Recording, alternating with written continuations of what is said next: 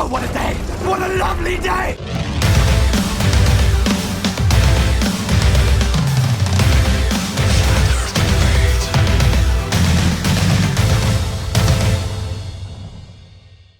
Welcome to Flat Earth Debate Live.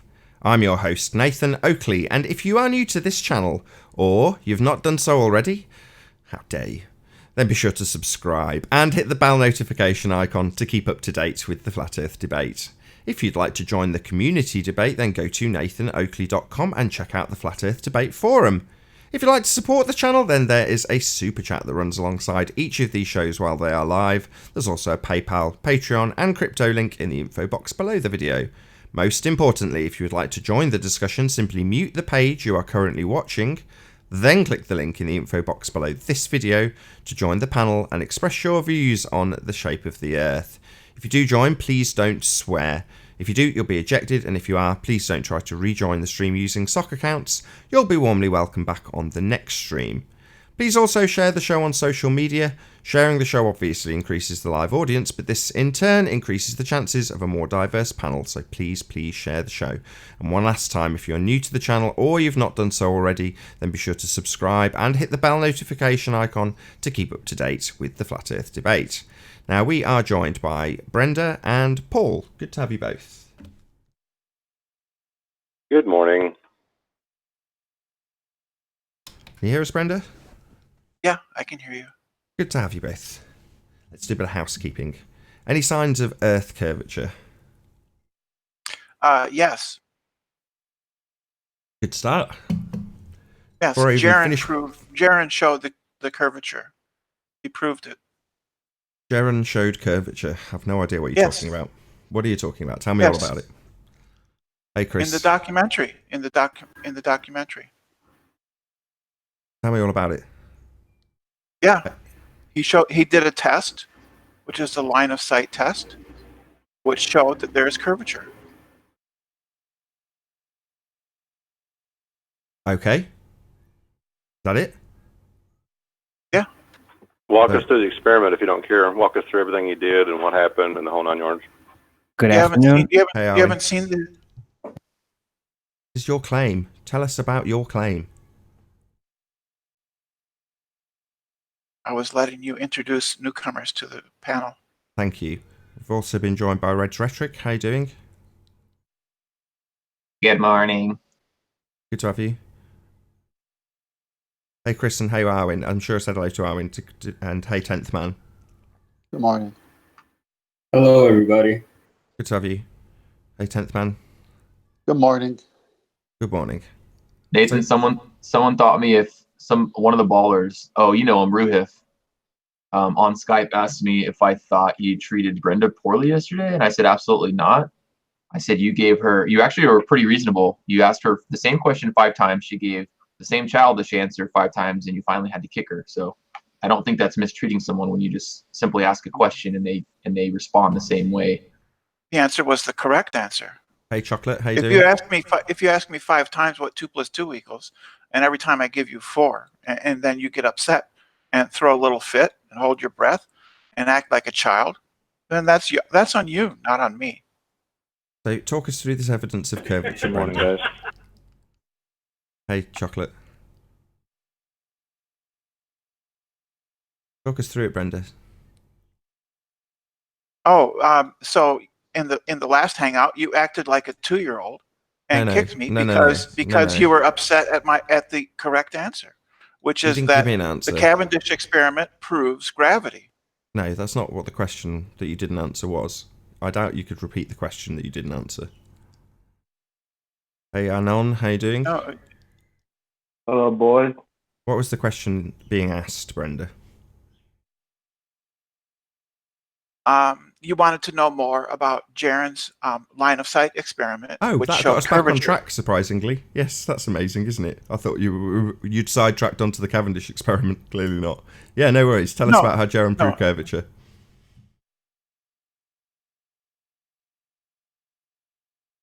I didn't hear you. You were talking to somebody. You're making a claim about curvature. Yes. You asked for evidence. That's evidence. I haven't seen a thing. You haven't explained anything. You've said Jaron proved curvature. He proved it on a documentary. That's what you've said so far. Did you not see the documentary? No. You didn't watch it. Can you tell us what your claim is and what backs it? What supporting evidence do you have for your assertion? Do you have anything? Because if not, we'll just move on. Well, the housekeeping question is there evidence of curvature? Yeah, and if the answer is yes, then expand on it. Yeah. Tell us all about it. Yes, Jaron performed a line of sight. We heard the first time. Now tell us, expand on that. Yes, he performed a line of sight experiment. We heard the first time. Yeah, I heard you. I'm not deaf. Now I want you to expand on that. Yes, Jaron did a line of sight experiment. Yes, it was in a documentary. No, I haven't seen it. Please expand on it. Explain how this proves curve. Don't just repeat the same thing. I'm shocked that you have... Oi, Ruhif. If you don't get why this is extremely irritating, then know this. I've asked her the same question. She's given me the same answer, which doesn't answer the question. So the answer is not a repetition of the assertion. It's an expansion. It's supporting evidence. Oh, okay. Well, I can explain it to you. Right? Oh, it's a line of sight. It's a line of sight experiment where you have one observer and you have a what was it, a piece of foam or cardboard that he had with a hole in it, and another person further away from both, and holding a light. And if the Earth is flat, if he holds it at one point at his level, then the observer will see the light. And if he lifts the light above his head, then that will demonstrate, and the observer can see it, then that will demonstrate that there exists curvature. And that's what happened. It sounds like an if and then relationship. So this is potentially validated. All experiments are if and then. I hadn't finished. I listened to you. Now you're interrupting. So it was an experiment, you say? Yes. Excellent. So it has a hypothesis. Let's break it down that way. What was the hypothesis? Firstly, I'd like to know the dependent variable. What was the observed phenomena? I don't know whether or not they could see the light. Sorry, a light? Was it a light that occurs naturally? Is this a natural phenomenon or a man-made one? Because if it's man-made, I couldn't care less. This is not scientific in any way. All experiments are man-made, aren't they? Is this going to be... let's shut her up for a second. Ruhif, this is going to be another one of those times that I get annoyed with her. Just so you know in advance. Yeah, so in case you try and pull on the heartstrings of some of my other panel members. Yeah. Do I need to repeat it again? Is this man-made or a natural phenomena? Science, Brenda, is interested in the physical and natural world. So I want to know first where this natural phenomena is observed. Similar point to we got to yesterday with the Cavendish experiment. Now, don't assert that the natural phenomena occurs when a man causes it in the test. Tell me what the natural phenomena is and where we observe it in nature. Please, with sugar on top. We exist within the natural world, and every experiment we conduct is conducted within the natural world with natural materials around us. That's fascinating. What I would like to know is the dependent variable, otherwise known as your natural phenomena. Not the test and how natural that is, or how natural we are, but what the natural phenomena in the experiment is, otherwise known as the dependent variable. So I'll say it for a third time, calmly, not petulantly, even though my blood is boiling because she's so fucking irritating, repeating the same shit as she did yesterday. So, pretty pleased with sugar on top, Brenda. Tell me what the natural phenomena is. Well, the dependent variable would be the height of the light held by the person at the other end. Sorry, height of light is not a phenomenon. That's the dependent variable. Sorry, a phenomenon. That's what a dependent variable is. You think that's a natural phenomenon, do you? Lights are natural things that exist in the world. Yes, it's natural. So we are trying to establish the cause of light, are we? No, we're trying to establish whether or not the observer can see the light. So, yeah. light, we're trying to establish the cause of visible light. No. That's what you've just said. Whether or not the observer can see... You just said whether or not the observer can see the light. So we're trying to establish the cause of visible light. Right. What? No. The cause of whether or not the observer can see the light. Sorry, you've just given me your dependent variable. Visible light. Is it not the dependent variable? Do you not know what the dependent variable is? The dependent variable is the height of the light, not the light itself. Sorry, height of a light is not a phenomena. How high a light is, that's a concrete noun. That's not... Hey, shut up! That's not a phenomena. How high a light is, that's not a phenomena. Nothing's happening. Sure it is. A height of a light is not a phenomena. That's a concrete noun. How high is that light? Oh. That's not an occurrence. That's not a phenomena. Height is a dependent variable because in the course of the experiment, the height is not a phenomena. I've just said it. I've said it twice. Let's just appeal to Ruhif. Yeah, she's a fuckwit Ruhif. That's why I get irritated with her. Height's not a dependent variable. Height's definitely not a phenomena, but she'll repeat it 5 more times. I'm certain of it. Why I get irritated? Because that is irritating. No, Brenda. Height is not a phenomena, you stupid idiot. It's a variable that is manipulated during the course of the experiment. You think fucking height is a phenomena? It's not. The phenomena of height. Everything that we observe exists within the phenomenal world. Oh, here we go. Back to this shit. No, some things exist in your mind as you conceptualize it. No.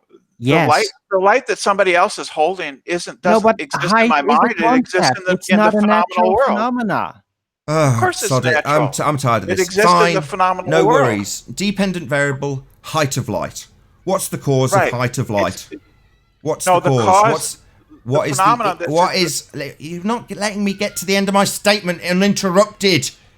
Hey, Ruhif, fuckwit. This is why I get irritated. She can't shut her fucking mouth. That's why I'm annoyed with her, Ruhif. Yeah, Brenda, I'll try again. 2 fucking words. What is your malfunction, you stupid bitch?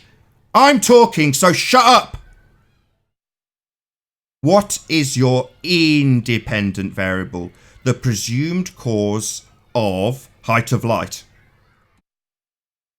Oh, that would be the observer at the other end who raises and lowers the light, right? So if raising and hiring of light, then height of light. So this has quite literally absolutely nothing to do with Earth curve or Earth flatness. The cause of this is a man raising a fucking light. You are the most stupid person to ever take part in housekeeping. This is not a proof of Earth curve. This is not scientific evidence. There is no dependent variable. And your cause, according to you, is a man lifting up a light. You're dense. The phenomenon that's observed Don't repeat it. Is whether or not the observer let's appeal to Ruhif again. Yeah, she's not acknowledged her fuckwittery, has she? She's just repeated it, Ruhif. Yeah? At what point should I tolerate this stupid bonehead repeating her same shit after I've absolutely ripped it to shreds, Ruhif? Yeah? Should I continue, Ruhif, listening to this benign shit get spouted by this total retard? Or should I get frustrated with her and eventually kick her out while she repeats the same non-phenomena? The phenomenon being observed. Yeah, there she goes again. There she goes again. Height of light's not a phenomena. She's not acknowledged it. She's not acknowledged it. She'll just repeat it. That's irritating. Anybody else in the audience want to appeal to the heartstrings of panel members for this absolute retard who's just going to repeat the same shit, not acknowledge that I've taken it to pieces in any way, shape or form, and then just waste our time? This is the first housekeeping question. This is not evidence of Earth curve. Not. Yeah, it is. You've just claimed a scientific experiment. If height of light... No. Dependent variable, of course, stupid me. The phenomena of height of light, caused by a man raising and lowering. No, the phenomenon isn't the raising and lowering of the light. The phenomenon observed during the course of the experiment is the visibility of the light. Oh, so we are trying to find the cause of visible light, like I said, and took apart... she's still talking, of course. Not irritating, Ruhif. her talking over me while I take apart something that I've already taken apart. The first thing I took apart. So she's changed her dependent variable back to visible light. So suddenly this fuckwit thinks we're trying to find the cause of visible light.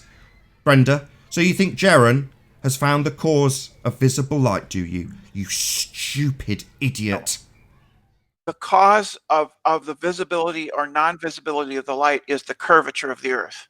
Oh, what happened to the thing being varied?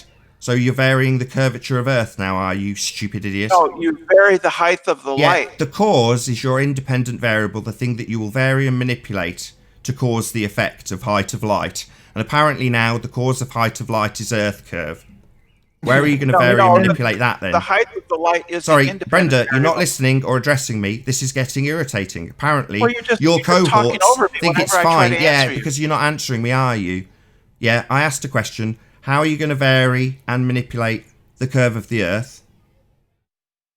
You vary the height of the light and the curvature. So when I ask her how you vary and manipulate the Earth curve, she tells me how she varies and manipulates the height of the light, Ruhif. She ignores my question and answers a different question. Very, very irritating, Brenda. That's because so I'll ask a third time, then it'll be time for you to leave. Let's see whether or not you can listen and identify the question based on the words I use, or interrupt, or ignore them.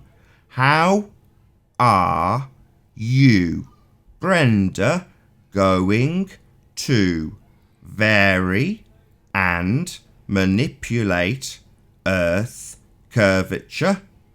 Question mark. You don't vary the curvature. Then it's not the cause! Well, yes, it can be the cause. No! You stupid retard. The cause is your independent variable, that which you vary and manipulate to validate that it is the cause of the effect. No, the cause of the observer's effect of not seeing the light is the curvature of the Earth obstructing the light. So this is not so the scientific. Independent variable is the height of the light above. You're not varying your presumed cause of the effect. So this is pseudoscience, Brenda. Oh, the cause of the cause of the effect is the curvature of the Earth. Yeah, you've said. I heard. How many more times do I let her repeat this shit, Ruhif, before I get tired of it and kick her out? Yeah, we heard the first time you asserted it, Brenda. And your experiment falls short because you failed to vary and manipulate that which you presumed caused the effect. And I've unmuted her so the audience can notice that while I made that statement, the devastating statement, the statement that undoes her argument, she talks, rumpuses. It's just a cheap tactic when you're losing. She won't listen or acknowledge, and she won't let the audience hear that her argument's being destroyed either. She'll talk when I demolish it and point out that she's not varied and manipulated that which she presumed was the cause of her effect. Earth curve. She's made it clear she can't vary it and then decided to substitute it with something else and just declare that Earth curve is the cause. So this is pseudoscience. Pound says she won't acknowledge a word I've just said. I think she just varied and manipulated science itself. Not I a would proof of challenge Earth you curve. to a debate. I challenge you to a debate, Nathan. This is a debate, you stupid retard. The title of the show is Flat Earth Debate. You've made a claim, tried to back it with evidence, and I've taken it to pieces. Challenge you to a debate, Nathan. This is a debate. I'll say it again. She won't shut up to listen to the reply, but I'll give it so the audience knows I have given it. This is a debate. I am debating you. You've made a claim, tried to back it with evidence, and I have absolutely ripped it to pieces. I challenge you to a debate. Yeah, we heard, so I'm going to repeat it a third time while she jabbers indefinitely. I'll shut her up each time, then I'll kick her out, because she's making sure that nobody can hear the reply. Or so she thinks. Dumb fuck. Yeah, I am debating you. You've claimed Jaren proved Earth curve, house question number 1. And you've managed to rumpus and waste 20 minutes of my time and the audience's time with literally nothing to back your claim. On a neutral platform where you can't didn't hear my reply your mod powers. So I shut her up because she didn't listen to the reply. We are debating. I've taken your assertion to pieces. No, we're You've not. made a claim. This is not a debate. Yeah, now she's still talking. What do you reckon, Ruhif? Not being allowed to talk here? I've made sure she was shut up so it did get heard by the audience. That's only reasonable. It's a reply to an assertion. Yeah? You want to debate on a neutral platform. I don't give two shits what you want. I am debating you. Well, you're incapable is it reasonable? Is this why you want a neutral platform? So when I try to reply to you, you can talk over me and it'll be allowed. Yeah, you're incapable of talking to somebody. Yeah, you're not letting me reply though, are you, Brenda? I'm only letting you be here as a demonstration to the audience of what kind of shit I have to tolerate, while I'm simultaneously accused of being unreasonable for shutting these people up when I want to get a sentence out uninterrupted. I'm not going to get one out, and Arwin will assist her in this, because Arwin's just as bad as Brenda most of the time. He's decided to engage her, even though I'm still literally in the middle of the same sentence. So Arwin's had a cross conversation with her. I still haven't finished my sentence. Brenda's now interrupted 3 times during the same sentence. So I'm going to try to get this same sentence out once without Brenda interrupting me. It is unreasonable to assert that you need a neutral platform when you have come to this debate platform. Yep. There we go. That's 4. That's 4. That's 4 times she's interrupted this sentence. 4 times so far. Haven't stopped. I'm still trying to get the same sentence out. That's 5. 5 times she's interrupted this sentence. 5 times. So I'll try again, see if she'll get a 6th interruption to the same sentence. So it is unreasonable to ask me to debate somewhere else when you have come to this debate platform, made an assertion, and tried to back it with evidence. I've then taken that assertion and ripped it to pieces. During my demolition of that assertion, you have rumpused me, repeated the same shit 5 times, and completely ignored every single word I have said.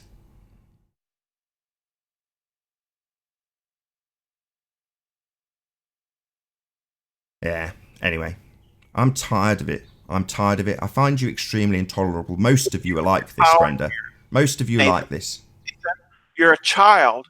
You're a child. It's just an ad hominem attack. So my pointing that out was to hopefully get some sort of address to the things I've pointed out. There's no dependent variable. There's no independent variable. It's not science, it's pseudoscience. It comes with a claim that's just inserted as the cause that cannot be varied. None of this has been addressed. I've just been called a child. So why the fuck would I want to debate you anywhere else where you can rumpus me so my point doesn't get heard? My demolition of your argument gets talked over and tolerated by whoever's claimed to be a neutral moderator while you talk over the top of every single reply. Why would I accept that? The YouTube channel Modern Debates is a neutral platform. Oh, shut the fuck up. Yeah, you think you can come here and plug some other shit channel? Yeah, this is the Flat Earth debate, Brenda. You've bought your assertion that there's a proof of Earth curve, and there isn't. I've ripped it to shreds, and all you can do is plug another channel. You're afraid. Brenda, since I've gotten on this channel, you haven't said a damn thing. He's let you talk. You haven't said shit. You've repeated the same nonsensical sentence again and again and again. You haven't said shit, Brenda. Seriously. She's not willing to. In a real debate. In a real debate, destroying him. Okay. Brenda, in a real debate. Hey, I'm doing it now. Listen, she doesn't Brenda, listen. you have she doesn't had listen to anything. To speak. You haven't said shit. I would humiliate. I will humiliate Nathan. In a real get debate. over it. Okay. Get over it, you dumb That's cunt. why you leave his echo chamber. Shut up and get over it. It's an echo chamber. Not an echo chamber. We've heard you come. I've given you the time to make your claim. I asked you to expand on your claim. When you dodged around it and jumped to a different claim, I tried to bring you on track to the same claim that you make and back it with evidence. I've even tried to usher you along in your assertion, and you claim this is an echo chamber. Yes, where you abuse your mod powers.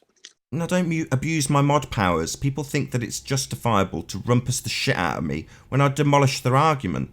And the viewers on your side of the argument think it's okay to criticise me when I shut you up so that I can actually be heard by my own audience.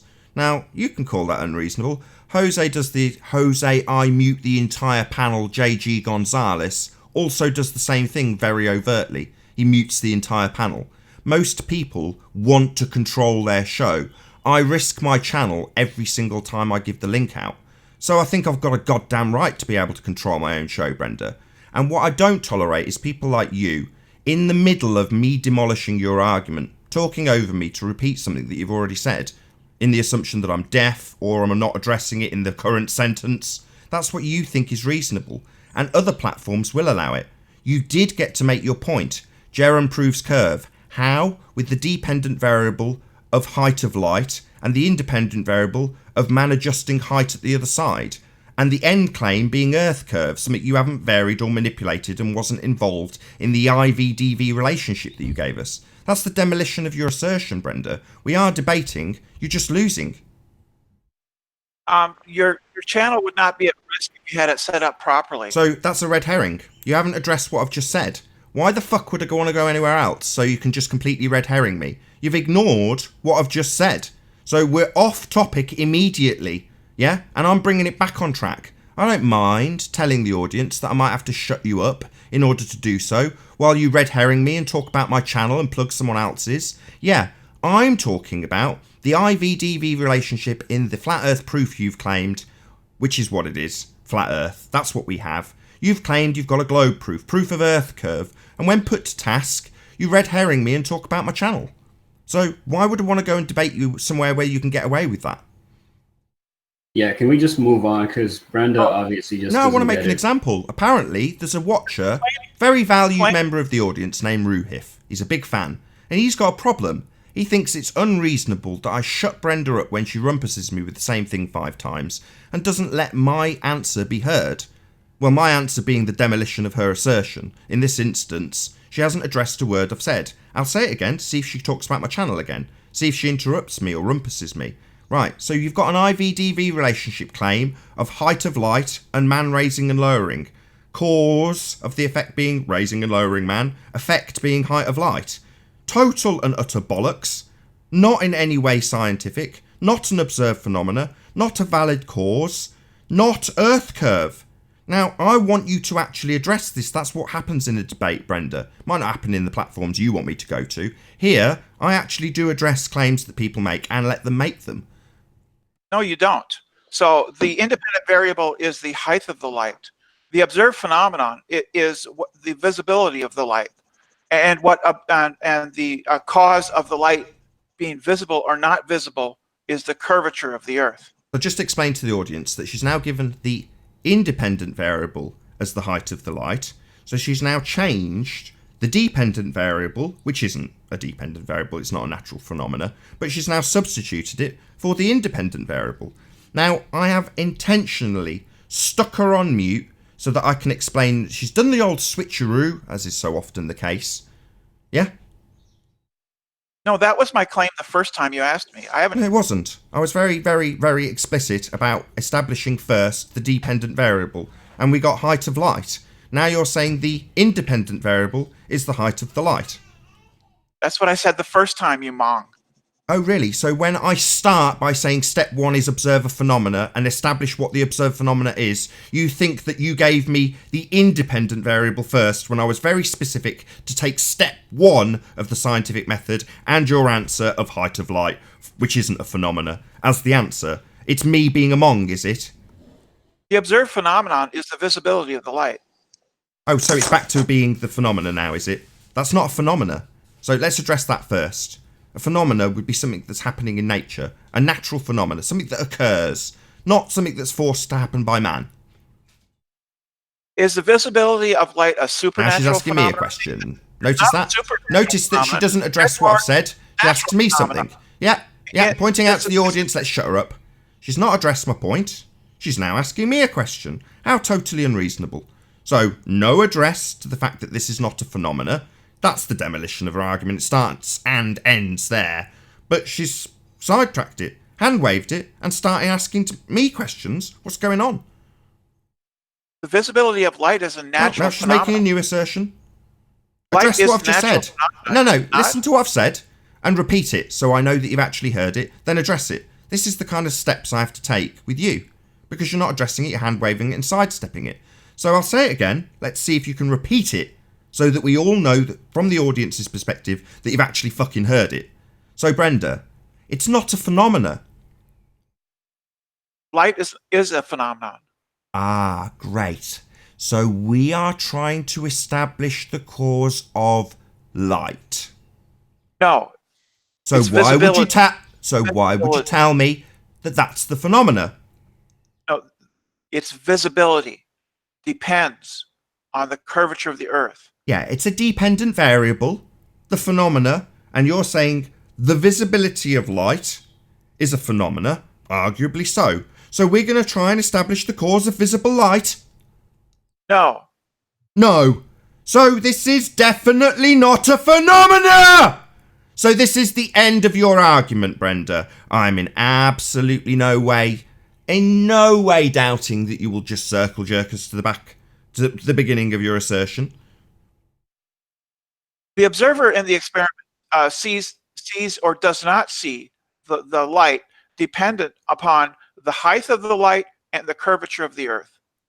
The independent variable is the height. Sorry, that sounds like you've got. Brenda, I've got to stop you and interrupt because you said the word and. You gave us two causes. You see, do you not understand? Brenda, I need to establish something with you. It seems clear, given that you used the word and when asserting your causes, that you don't understand what the word independent means. Do you, Brenda, understand what there she goes again. Yeah? I'm making my point that demolishes her shitty assertion, and she's interrupting me. Yeah? Should I be on a neutral platform so my rebuttal can't be heard, Brenda? Yeah? So that I can't demolish that you've now got independent variables. Yeah? You're going to rumpus the shit out of that, are you? Yeah? That demolition can't be heard by the audience. Not reasonable. Right, Brenda? You get to interrupt that, do you? No variables, Brenda. Not plural. Not and something else. Independent. The cause. Singular, Brenda. So I don't know where you're getting this and pluralise bloody variables for your cause from. That's just stupid. You're going to address that, or we're going to talk about my show or something else that you're red herring me with? Yeah, Brenda, hello? Yes? Well, I'm waiting for you to finish. Are you done? Are you done? So the independent variable is the height that the far participant in the experiment raises and lowers the light. Height is not an independent variable. Height is not the cause of anything. Height is a convention. It's not something that you'll vary and manipulate and has physicality to cause an effect. It's not a cause. So if height was the cause, it would not be Earth curve that's causing it. It would be height, even though height doesn't cause things. So again, the independent variable is not Earth curve. The cause of the effect isn't Earth curve, according to Brenda. Now we've got height as the cause. So not Earth curve then, shit for brains. Am I allowed to see in a neutral platform? I would be allowed to finish my thoughts. And you thoughts? You've just told us height is the cause. I'm pointing out, number one, height doesn't cause anything. Number two, you're trying to prove the cause is Earth curve and you're telling us that height is the cause. So this undoes your argument, and now it's pleading for a neutral platform. Yes, because you abuse your powers here, Nathan. Oh, it's abuse to point out that you can't have two variables when you're trying to establish an independent variable. That's abuse of my mod powers, is it? Oh, right. So height being the cause, the assertion that Brenda's just made, it's unreasonable and an abuse of my mod powers to point out that height isn't Earth curve. The thing you're trying to prove causes the effect. It's in fact height, undoing your own argument. That's an abuse of my mod powers, is it? No, talking over me is. Not permitting me to finish. So sorry, I heard what you fucking said. Height! I'm not deaf! Yeah, Brenda, I listened to your answer. Then I ripped it to pieces. The height is the independent variable. Yeah, I heard! Height is the independent variable. There she goes again. So according to this dipshit, it's not Earth curve causing it. It's height! So height's the cause, is it? So we're not proving Earth curve to be the cause. But this is an abuse, isn't it? This is me abusing my mod powers. Demolishing her argument's unfair. The observed phenomenon is the visibility of the light, which is... So we're trying to prove the cause of visible light again. So we're here experimenting to prove the cause of visible light. round and round we go in this merry dance on question 1 that she's got absolutely no proof of for Earth curve. But here we are. What is it? 35 minutes later, Ruhif. You see me? If it wasn't for Ruhif, I'd have kicked this stupid bitch ages ago. The cause of light being the height. Not addressing anything, are you? Height's not a cause. Yeah, address that. Step 1. Height's not a cause.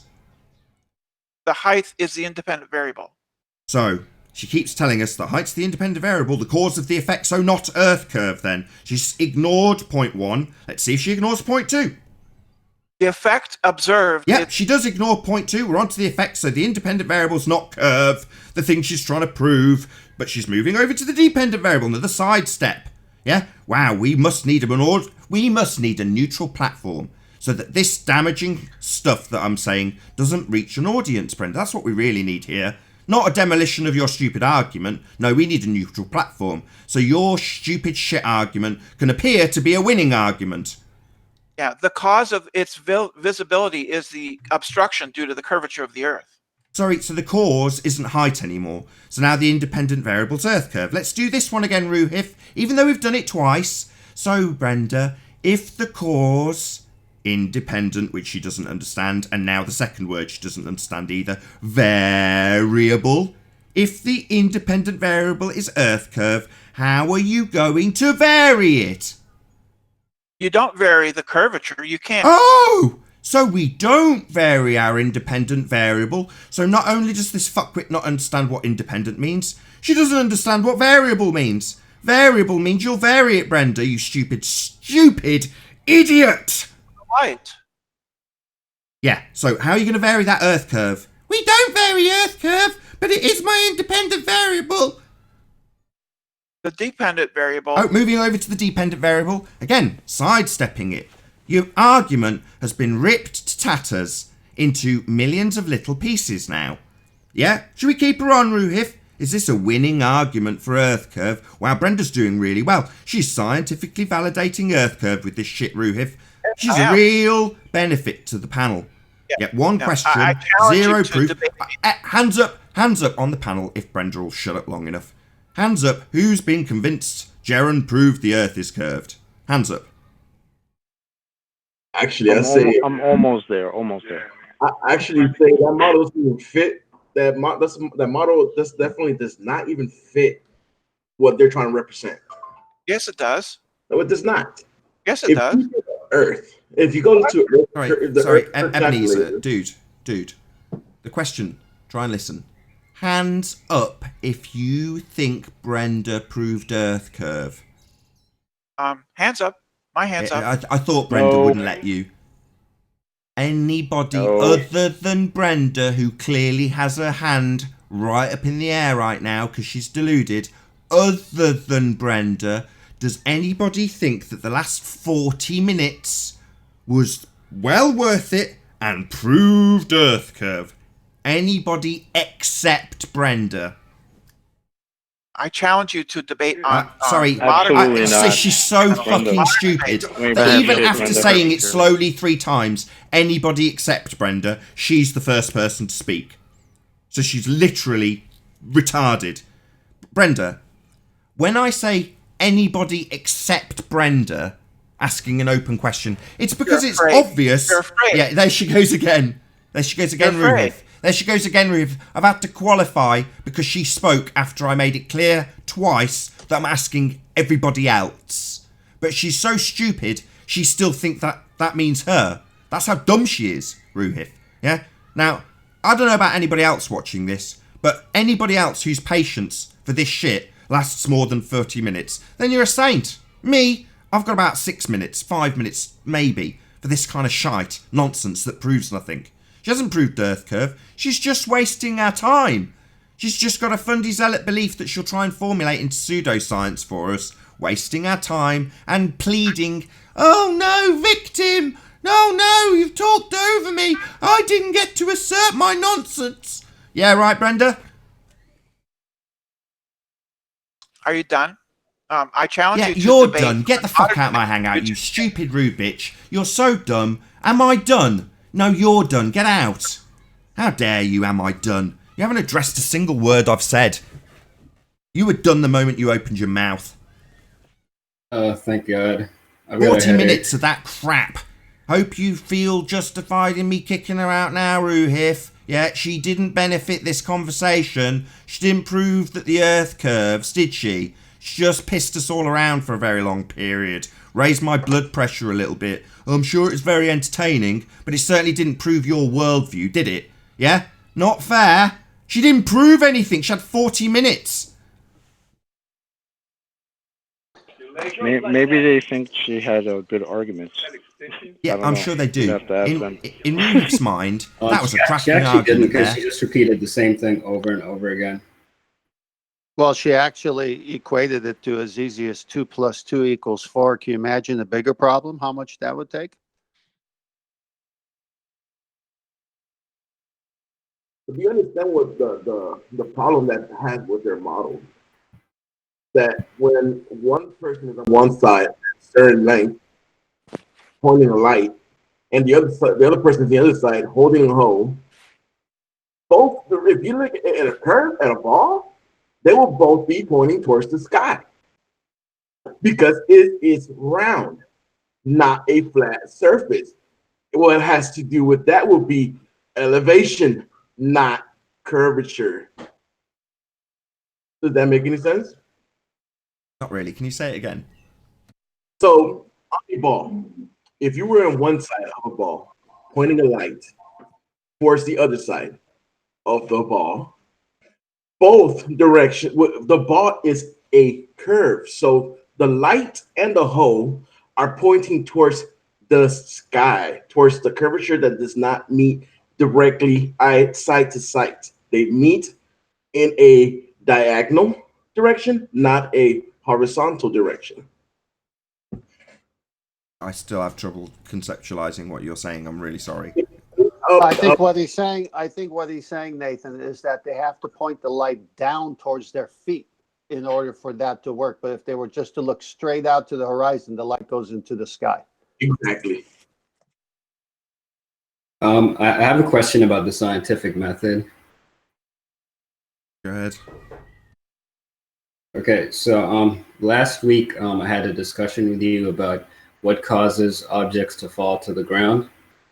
And you mentioned that it had something to do with equilibrium. Like when studying the natural world or observing the natural world, we notice that certain objects have a tendency to fall to the floor. And you stated that this happens because objects in the natural world have a tendency to want to seek equilibrium. Is that correct? Well, no, slightly. So I'd say that objects have a tendency to be in equilibrium. To be in equilibrium, okay. Yeah, things tend to be balanced. So you don't tend to... my point is that you don't tend to walk outside and see falling bricks. Or you don't tend to walk outside and see eggs rushing up in puddles of water. That doesn't tend to be the case. You tend to walk around and see most things in equilibrium. Exactly. And it's only when you take these things out of equilibrium that we notice them falling to the floor. When the person that actually takes it out of equilibrium is the cause of the effect that we're seeing. Precisely. This tendency for down. Down is a convention, so that's the first problem. Second problem is that it's relative to the medium. Third problem, it's relative to the starting point, i.e. the vector that you give it. So all of these things are relative. However, if you've got neutrality most of the time, obviously there's exceptions. Again, I had this conversation with Sleeping Warrior early this morning, and he was saying similar stuff. And I was saying, well, as I look out my window, I just see the tree. There aren't any leaves falling off it. Yeah, they occasionally do, but as I just stare at it, everything around me is just generally balanced. You know, there's not stuff shooting up and down. Hey, CG Maced, how you doing? Hey, CG Maced. Mute your watch page, my friend. Yeah, mute your watch page, CG. Please don't snipe us. Okay, so I have a question about that as well. So when we're studying when we're using the scientific method in order to understand the natural world, we have to look at natural phenomenon, right? Yeah. So objects falling to the floor is a natural phenomenon. Yeah. Okay. So I remember last week we had a disagreement, but I came to an understanding that my issue was that I came in with a presupposition that gravity was responsible for that effect that we're seeing. And the issue was that we can't vary gravity. So we can't use that as an independent variable because it can't be wiggled. So does the independent variable... Sorry, go ahead. Hey, P. Mars, can you hear us? Hi. Hello. Sorry, carry on, Chris. So does the independent variable have to be a natural phenomenon as well, or is it only the effect? Please mute your watch page, P. Mars. So the shout out to Joseph for the super chat. So no, it just has to be, number one, real. So your independent variable must be a real thing. And number two, it must be capable of being varied and manipulated by you, the researcher.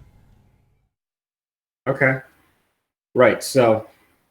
Oh, there's one other thing. Just one other thing. I might as well just add this onto the list. So it must be real, must be capable of being varied and manipulated by you, the researcher. And last but not least, it is your presumed cause of the effect. Exactly, right. So that's perfect, because this falls in line with what I want to discuss with you right now. So another issue we had with some of the things that I brought up last week was that we were using man-made devices to measure some of the effects that we were seeing. So just for clarification, can we not rely on man-made devices when performing a scientific experiment? Because how else are we going to quantify or measure some of the effects that we're seeing? No worries. So the dependent variable must be a natural phenomena. Now, beyond that, you can use man-made equipment, but the actual phenomena itself cannot be the man-made equipment or an effect produced by the man-made equipment. So, in other words, it's where do you observe it naturally? So, the boiling water thing's always going to be easiest.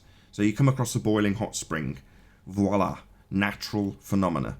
No intervention from man, there it is, boiling water. Now, when you come to try and vary and manipulate your independent variable, you might use a man-made gas stove with a gas pipe to produce heat, the cause of the effect. So you can still use man-made equipment in the process of varying and manipulating that which you presume is the cause of the effect. The problem comes when the equivocation is used by the globe side and they actually attribute what a man-made device does as a phenomena. So the most obvious example being the Cavendish balls. So the assertion is mass attracts mass. Well, there's the claim of a natural phenomena. So hot spring, you can go out and you can observe boiling water. Where do we observe mass attracting mass? We don't. Exactly. Yeah, that's very well put there. And that is exactly what I wanted to hear right now. All right, so using your same principle of equilibrium as being the natural state or the effect, the phenomenon that we're observing right now, and disequilibrium being the cause of the effect of things falling to the floor. So with this example that I'm going to provide here, I'd just like to understand a few things before we proceed. Let's say I have a cannonball, an iron cannonball that's on the floor. I walk up to this cannonball and I pick it up. Why does the cannonball feel heavy? Does the cannonball feel heavy because I've taken it out of disequilibrium and it wants to go back to equilibrium? Or does the cannonball feel heavy because it weighs 100 pounds? It has a very high mole value. In other words, what is often called mass incorrectly. The mass is high, so the density per unit of the volume. So how if you've got, say, 1 centimetre squared of that amount, there's more physical mass per 1 centimetre squared. Therefore, the density, if you will, is higher, and therefore there's physically more of it that you're picking up versus its size. Exactly. And density does equate to mass per unit volume. So the more mass per unit volume in the object that we're dealing with, the heavier it's going to be, and the less mass per unit volume, like the lighter it's going to be. But that's in different scenarios where the medium is affecting the object that we're looking at in relationship to its density. But what specifically talking about here is when we pick up this iron cannonball from the floor, yes, I agree that it is dense. It does have a high amount of mass per unit volume, but why does it feel heavy? Like what's causing it to feel heavy? Is it heaviness is an experience? It's not a natural phenomena. Right, you're detailing your experience. So why do your muscles require more oxygen pumping to them as you pick it up? Is that your question? So it's a kind of malformed question in that regard. No, my question is, when does the cannonball start to weigh? When does the cannonball start to emit that force? Is it when it's in equilibrium? Is it not still emitting a force of 100 pounds on the ground, or is that only taking place when it depends on its maneuverability? So no, when you just described how much stuff there is per unit volume, well, that's not a force you're describing. It's just how much stuff in a per unit volume. When it's in equilibrium, what force? But now, for some reason, there's been a force introduced. Okay, so when this iron ball is placed on top of a weighing scale, it's producing a force, correct? Well, no, there's a spring and there's a resistance in that spring that's being counted, and the amount of stuff per unit will change how much that is counted by the spring. But isn't it in fact the weight of the cannonball that's pressing against the scale that's causing that to happen? Yeah. And if there's more stuff, so if you ignore the volume, right, and just say there's a certain amount of molecular stuff on that scale, well, you could have, let's say, just for ease, that a house weighs the same as your cannonball. Well, you can pop that on the scale, and it's physically much, much, much larger, and you'll get the same number, the same convention will be displayed on the gauge. But so what? It just means that there's a more condensed amount of that stuff in the cannonball than in the house, even though the number that comes out on the scale is the same. The point that I'm trying to make is that pressing force that we're seeing on the scale, that force must still be present when the cannonball is in a state of equilibrium. Well, no, it's just an equilibrium. Force is only provably there once there's acceleration taking place. So if it's in an equilibrium, no. Exactly. There is no force. The cannonball can't accelerate because the ground's in the way. No, but it will. It will. It will as soon as it has any maneuvering room, and it is at an disequilibrium in a relative density spectrum. Right. So how is a cannonball not still exerting a force of 100 pounds when it's on the floor? Well, it's still doing it. You've got to it's still trying to maneuver. Hold on, Owen. So I already asked this and I didn't get an answer. So what force are we talking about? So far we've described how much stuff there is in it, and if you force it out of equilibrium and put it on a spring, you can quantify that. The force is pressure. Right. Yeah. The force is pressure. I hadn't got to the end of my question. But when it's in the equilibrium, not doing anything, what force are you describing? The pressure that the iron cannonball is exerting on the floor.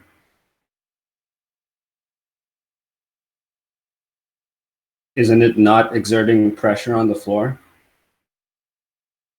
Yes, so. The same pressure that we see when the cannonball is on a weighing scale. It's still present while the cannonball is on the floor. Sure. Exactly. So hold on. I want to respond to that. If the cannonball was on a floor that was made out of cannonball, exactly the same material, it would not actually press upon it because it had the same flexibility. But even if it is, you can't prove that. Even if it is, really? It is still in equilibrium. Even if it's pressing on the floor, it's reached equilibrium. If it hasn't, let's say it's on a piece of wood that's not as strong or as dense as the cannonball, and over a period of time the weight cracks the wood, well, it wasn't in equilibrium. Well, I disagree as to what the cause is of the cannonball falling to the floor when we pick it up. I believe that what's causing it to fall to the floor is its weight. We've sidestepped this. What? I don't get this. Let's not change subject. It's on the floor. It's not doing anything. I say it's in equilibrium. There is no force. Net force 0, however you want to describe it. There is no force. And I say, what force? The force is a pressure that the cannonball is exerting on the floor. That's the force. Yeah, but it's exerted it, and now it's in equilibrium. It's not doing anything. But isn't the force still there? The force hasn't gone away. No, it's not still there. Arwin, you keep interrupting every time I get to this point. What force? It's in equilibrium. Oh, I see what you're saying. I sort of understand what you're saying.